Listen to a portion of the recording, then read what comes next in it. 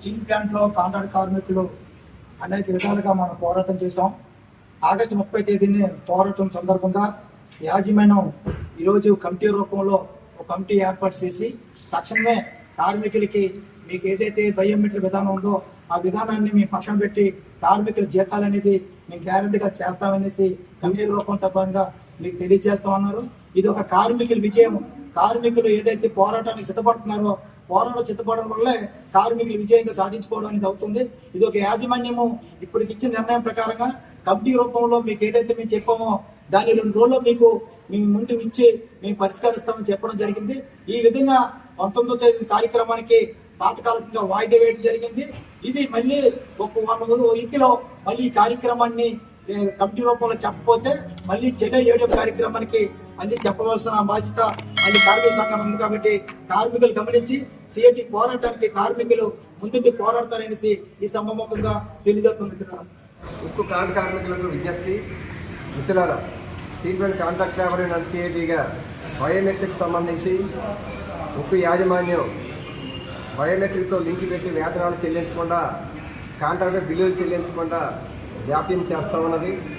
దీన్ని పురస్కరించుకొని ఆగస్టు 30 తేదీన ఈడీవర్స్ ముట్టడి కార్యక్రమాన్ని మనం పెద్ద ఎత్తున విప్లవం చేయడం జరిగింది. ఆ రోజు ఉక్కు యాజమాన్యం సమస్యలు పరిష్కారం చేస్తామని చెప్పేసి కార్మిక సంస్థలో హామీ ఇవ్వడం అనేది జరిగింది. అది ఈ రోజు వరకు పరిష్కారం కాకపోవడంతో మళ్ళీ మనం సిఐటి యూనియన్గా రేపు 19వ తేదీన సిలో అడ్మిన్ కార్యక్రమానికి మనం పిలిపివ్వడం జరిగింది.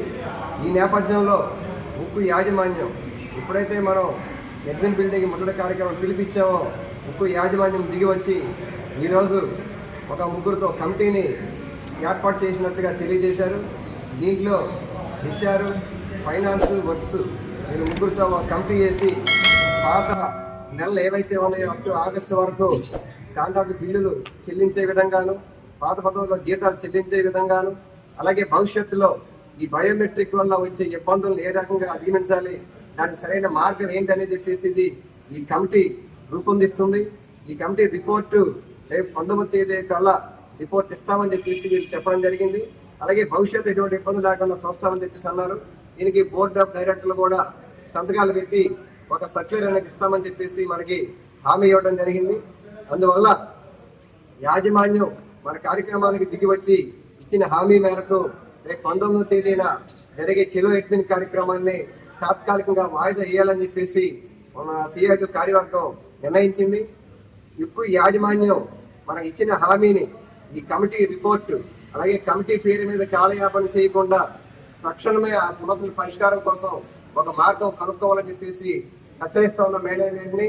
అలాగని చెప్పేసి కమిటీ ద్వారా కాలయాపన చేసి సమస్య పరిష్కారం చేయకపోతే ఖచ్చితంగా రేపు 26 తేదీ తర్వాత మళ్ళీ మన కార్యక్రమం యథావిధిగా ఉంటుందని చెప్పేసి తెలియజేస్తా ఉన్నాం.